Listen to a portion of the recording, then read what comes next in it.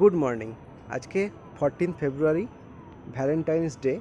আর আজকে আমরা সকাল সকাল বেরিয়ে পড়লাম একটা নতুন জায়গা এক্সপ্লোর করতে। এটা খুব সাডেন আমরা প্ল্যান করেছি, জাস্ট পরশু দিনই প্ল্যান করলাম আর আজকে বেরিয়ে পড়েছি।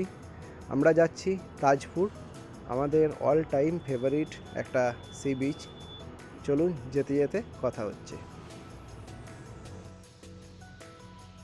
কোলাঘাট পেরিয়ে আমরা চলে এসেছি আর ঘড়িতে এখন বাজে সকাল 9:30। আর এবার আমরা দাঁড়ালাম ব্রেকফাস্টের জন্য। আমরা এই রেস্টুরেন্টটায় আগেও অনেকবার খেয়েছি, খুব ভালো এক্সপিরিয়েন্স ছিল, তাই জন্য এখানেই আবার ঢুকলাম। এখানে ব্রেকফাস্ট করে আবার আমরা এগোবো আমাদের গন্তব্যের দিকে। ব্রেকফাস্টে আমরা নিলাম watermelon juice, pineapple juice, sandwich আর অমলেট। এই দিয়েই মোটামুটি আমরা ব্রেকফাস্ট কমপ্লিট করছি। ব্রেকফাস্ট কমপ্লিট করে আমরা বেরিয়ে পড়লাম আর ফাইনালি আমরা চলে এসেছি আর মাত্র 5 কিলোমিটার। এই রাস্তাটা বালিসাই থেকে আমরা লেফটে টার্ন নিয়েছি। ফাইনালি আমরা চলে এলাম আমাদের রিসর্টে। আর এই হচ্ছে পার্কিং এরিয়া, এখানে গাড়ি পার্ক করে এবার আমাদেরকে হেঁটে যেতে হবে। এটা আমরা এগোড়া থেকে বুক করেছিলাম। আমরা প্রথমে মন্দারমণি ভাবছিলাম, কিন্তু মন্দারমণিতে প্রচণ্ড ক্রাউডেড থাকে স্যাটারডে সানডে, সেই জন্য ভাবলাম তাজপুরই যাওয়া যাক। আর এই প্রপার্টিটা আমাদের ভালোও লাগলো ছবিতে, তাই জন্য এটাই বুক করলাম। চলুন রিয়েল এক্সপিরিয়েন্স কেমন হয় সেটাও আপনাদের সঙ্গে শেয়ার করব। আমরা এখন এই রাস্তা ধরে হাঁটছি আর ডান দিকে দেখতে পাচ্ছি একটা ঝিল রয়েছে, আর ঝিলের সাইডে বেশ কতগুলো কটেজ রয়েছে, ওগুলো প্রিমিয়াম কটেজ। আর এই পাশেও অনেকগুলো কটেজ রয়েছে। আমরা এখন রিসেপশানে চেক ইন করে যাচ্ছি আমাদের রুমের দিকে। এইগুলো ডান দিকেরগুলো কিন্তু কটেজ, বেশ বড় প্রপার্টিটা আর অনেকগুলো ঝিল রয়েছে। আর এই হচ্ছে আমাদের রুম, এখানে পর এই হচ্ছে আমাদের রুমের ভেতরটা। এখানে একটা কিং সাইজের বেড, আর বেডের পাশে একটা বড় মিরর রয়েছে, ওয়ার্ড্রপ, একটা সোফা, এয়ার কন্ডিশন আর টিভি সবই রয়েছে। যদিও এখনের যা ওয়েদার তাতে এসির প্রয়োজন হয় না। আর ওয়াশরুমটাও বেশ বড়ই, পরিষ্কার। মোটামুটি যেটুকু অ্যামিনিটি দরকার সবগুলোই কিন্তু আছে। লাঞ্চ সেরে এবার আমরা বিচের দিকে যাব। আমরা এখন পুলে নামবো না, অনেকেই পুলে এনজয় করছে, আমরা আগে বিচের দিকে যাব।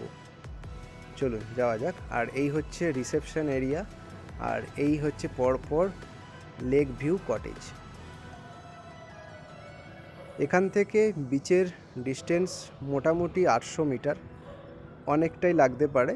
তবে ভেতর দিয়ে একটা শর্টকাট রাস্তাও আছে, তাতে হেঁটে গেলে 6 থেকে 7 মিনিট সময় লাগে। আর এখানে পরপর অনেকগুলো রিসর্ট রয়েছে, ভালো ভালো রিসর্ট। এটা যেমন পালকি বিচ রিসর্ট, আমরা এর আগেও এটাতে থেকেছি। আর এর উল্টো দিকে বেশ সুন্দর কেয়া গাছ। ফাইনালি আমরা বিচে চলে এলাম, কিন্তু সমুদ্রের জল অনেক দূরে, এখন ভাটা চলছে। এখন ঘড়িতে প্রায় 3টে বাজে, কেউ নেই, পুরো ফাঁকা বিচ একটা। তবে ওয়েদারটা বেশ ভালো, খুব একটা বেশি রোদ নয়, বেশ সুন্দর একটা হাওয়া দিচ্ছে। এখানে একটা লাল কাঁকড়া দেখতে পেলাম। আর এই জায়গাটা হচ্ছে মোহনা এরিয়াটা, আর এখানে জলটা সত্যি খুব পরিষ্কার।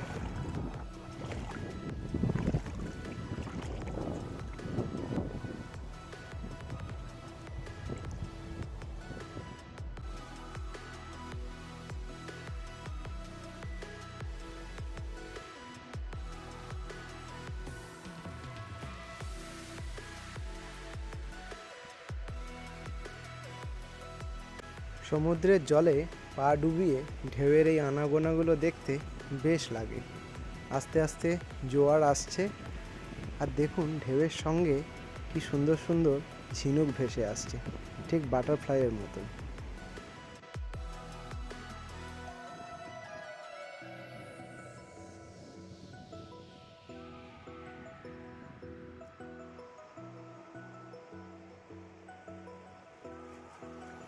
তাজপুরে আসলে কিন্তু প্রচুর স্টারফিশ দেখা যায়।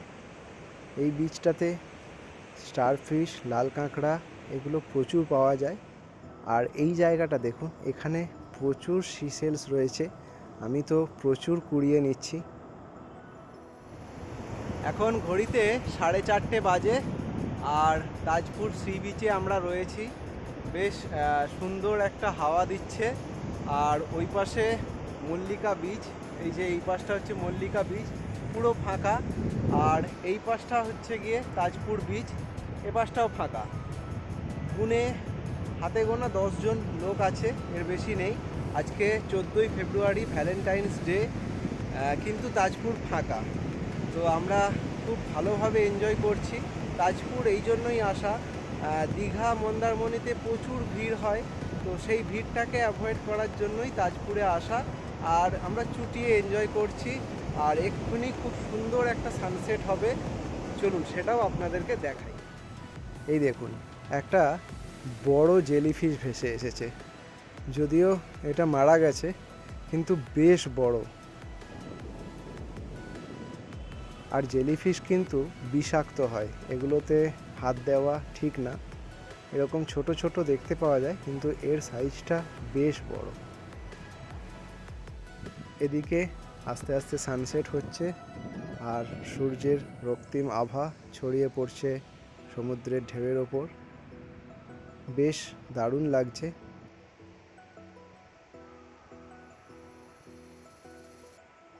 বেশ সুন্দর একটা সানসেট এনজয় করে আমরা রিসর্টে ফিরে এলাম। আর দেখুন আমাদের রিসর্টটাও কি সুন্দর আলোতে সেজে উঠেছে, দারুণ লাগছে কিন্তু দেখতে। লেক সাইড কটেজগুলো সত্যি অসাধারণ লাগছে দেখতে। আর পুরো রাস্তাটাই এরকম ইয়েলো আলো দিয়ে সাজানো। বেশ একটা সুন্দর অ্যাম্বিয়েন্স তৈরি হয়েছে। আমরা এখন রুমের দিকে যাচ্ছি। আর এই হচ্ছে সুইমিং পুল। এখানেও কিন্তু মিউজিক চলছে আর সেই তালে তালে রং বদলাচ্ছে। দারুণ একটা অ্যাম্বিয়েন্স।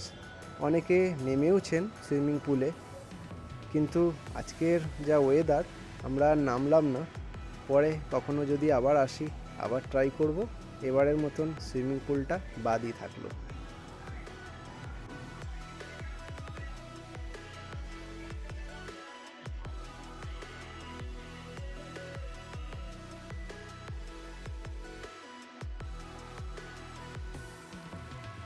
আর এখানে আমাদের ইভিনিং স্ন্যাক্স চলে এসেছে, যেখানে রয়েছে চা আর ফ্রেঞ্চ ফ্রাইস।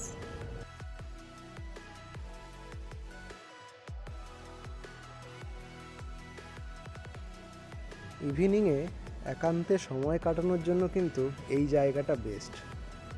বেশ সুন্দর চেয়ার করা রয়েছে আর সাথে সুন্দর একটা ঝিলের হাওয়া দিচ্ছে, দারুণ লাগছে। চলুন এবার আমরা ঝিল বরাবর একটু হেঁটে রিসর্টটা ঘুরে দেখি। রাত্রেবেলা সত্যিই ভালো লাগছে, এত সুন্দর আলো দিয়ে সাজানো হয়েছে এবং সফট একটা মিউজিক বাজছে। খুব একটা ভিড় নেই, যতটা আমরা এক্সপেক্ট করেছিলাম তার থেকেও কম ভিড়। হাতে গোনা 5-6টা রুমে লোক আছে, বাকি সবই প্রায় ফাঁকা। তো সেই জন্য আরও বেশি ভালো লাগছে। রাস্তাটা দেখুন কি সুন্দর লাগছে। এটা দিয়েই আমরা সকালবেলা ঢুকেছিলাম, এটাই মেন এন্ট্রান্স। আর পাশে এই হচ্ছে কটেজগুলো। বেশ সুন্দর একটা রিফ্লেকশন জলের ওপর, দারুণ লাগছে দেখতে কিন্তু। আর এখানে বসে সময় কাটানোর জন্য এরকম চেয়ার রয়েছে, চেয়ারে বসে আপনারা ইভিনিং এনজয় করতে পারেন। যদিও তাজপুরে ইভিনিংয়ে সময় কাটানোর জন্য বিচের ধারে প্রচুর ঠেক রয়েছে, কিন্তু আমরা আর ওদিকে যাইনি। আমরা এখানেই আজকের ইভিনিংটা এনজয় করছি। আর আমরা অর্ডার দিয়েছি পমফ্রেট ফ্রাই, দেখা যাক কখন আসে। আরেকজনকে দেখুন, সে দোলনায় দুলছে। এখানে ফ্রিতে বোটিং করা যায়, কিন্তু সেটা সকালে, তো আমাদের আর সেটাও এনজয় করা হলো না। বলতে বলতে আমাদের পমফ্রেট ফ্রাই চলে এসেছে। দেখে তো মনে হচ্ছে ভালোই হবে, দেখা যাক। এই লেকের ধারে বসে আমরা এখন পমফ্রেট ফ্রাই খাবো। এনাদের রান্নাবান্না যথেষ্টই ভালো, আমরা দুপুরেও খেয়েছি, যথেষ্টই ভালো ছিল। এটাও আশা করি ভালোই হবে।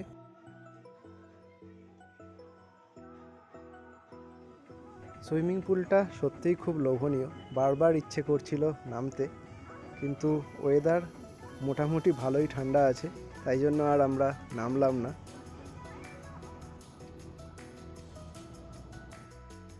এটা হচ্ছে মেন এন্ট্রান্স, এটাও দেখুন কি সুন্দর লাইট দিয়ে সাজানো। আর এই হচ্ছে পার্কিং এরিয়া, এখানেও রাত্রেবেলা লাইট জ্বলে এবং ওনাদের সিকিউরিটি গার্ড রয়েছে। আর এখানে মন্দির রয়েছে। আর এই হচ্ছে কিছু ক্ষুদে সদস্য। এবার আমাদেরকে ডিনারে যেতে হবে। এখন ঘড়িতে প্রায় 10:30 বাজে, আমাদের ডিনার রেডি হয়ে গেছে।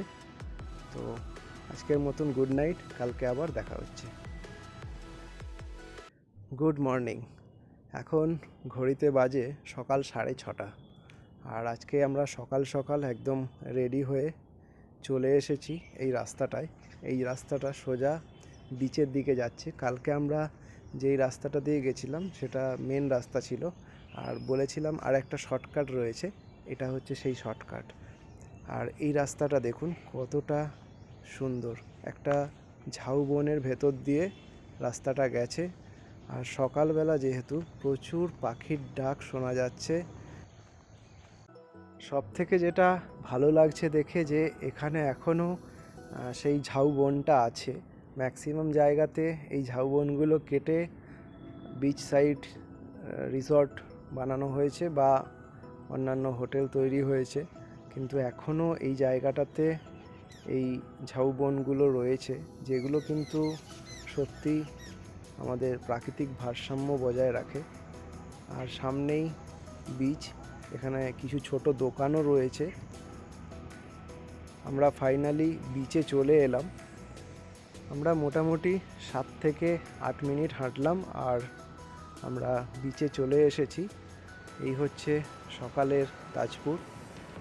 তবে সকালবেলা কিছু মানুষজন এখানে আছেন বিচে, যেটা কালকে আমরা দেখছিলাম পুরো ফাঁকা, আজকে কিন্তু মানুষজন রয়েছেন এবং এখানে একটা প্রি ওয়েডিং ফটোশ্যুটও হচ্ছে। এখন এই তাজপুর বিচে বা এরকম অফবিট লোকেশানে প্রচুর এরকম pre wedding post wedding photoshoot হয়। তো সেই হিসেবে এই জায়গাটা কিন্তু বেশ ফেমাস। আর কি সুন্দর একের পর এক ঢেউ আসছে, দারুণ লাগছে কিন্তু সকালের এই ওয়েদারটা।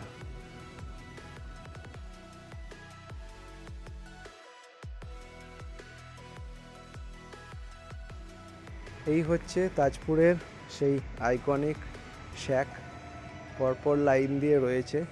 এখানে ইভিনিংয়ের পর থেকে একটা আলাদা অ্যাম্বিয়েন্স তৈরি হয়, যেটা সত্যিই খুব ভালো লাগে। তবে আমার পার্সোনালি এইগুলো ওভার প্রাইসড লেগেছে। এখানে দেখুন একটা সি টার্টলের বডি ভেসে এসেছে, বেশ বড়। এবার আমরা আস্তে আস্তে মোহনার দিকে হেঁটে হেঁটে যাচ্ছি। সামনে প্রচুর মানুষ রয়েছেন, সবাই এদিকটায় আসেন কারণ জোয়ারের সময় এখানে প্রচুর পরিমাণে সিসেলস ভেসে আসে। আর সকালের দিকে এখানে একটা বোট রাইডও হয়, এই যে দাঁড়িয়ে আছে, এগুলো করে আপনি ঘুরে আসতে পারেন মন্দারমণির দিকটা, আবার চাইলে দীঘার দিকেও যেতে পারেন। ঘড়িতে এখন বাজে সকাল 9টা আর আমরা চলে এসেছি ব্রেকফাস্ট করতে। ব্রেকফাস্টে এখানে বেশ অনেকগুলোই অপশান রয়েছে। ব্রেকফাস্ট কমপ্লিট করে আমরা এবার চেক আউট করবো এখান থেকে। ফাইনালি একরাশ ভালো লাগা নিয়ে আমরা তাজপুর থেকে রওনা দিলাম। আর আজকে যেহেতু শিবরাত্রি, তাই রাস্তায় কিন্তু জলযাত্রীদের ভিড় রয়েছে, প্রচুর মানুষ রাস্তায় মাক নিয়ে যাচ্ছেন আর তার জন্য জ্যাম হচ্ছে। নিমতৌড়ি ক্রস করে আমরা এই জায়গাটায় এসে দাঁড়ালাম। আর এই জায়গাটায় রাস্তার মাঝে সারি সারি পলাশ গাছ রয়েছে, লাল হলুদ দু রকমেরই পলাশ গাছ রয়েছে। আর সেই জন্যই আমরা দাঁড়ালাম। বেশ ভালো লাগছে কিন্তু এই মরশুমে সবাই পুরুলিয়া ছুটি পলাশকে খুঁজতে। আর এই জায়গাটায় দেখুন সারিবদ্ধভাবে পলাশ গাছ লাগানো হয়েছে। রাস্তাটার একটা আলাদাই সৌন্দর্য তৈরি করেছে। যদিও সব পলাশে এখনও ফুল আসেনি, কিন্তু বেশ ভালো লাগছে। প্রচুর ফুল পড়ে আছে, আমরা 2-4টে কুড়িয়ে আনলাম। আর বসন্তের প্রথম রং মহাদেবকে দিয়েই শুরু হোক।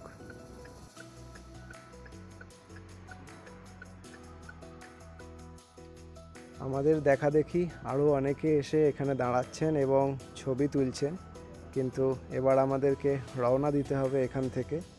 এখনও প্রায় অর্ধেক রাস্তা বাকি আছে। কলকাতা 96 কিলোমিটার দেখাচ্ছে গুগল ম্যাপ। বাইরে কিন্তু বেশ ভালোই গরম পড়ে গেছে।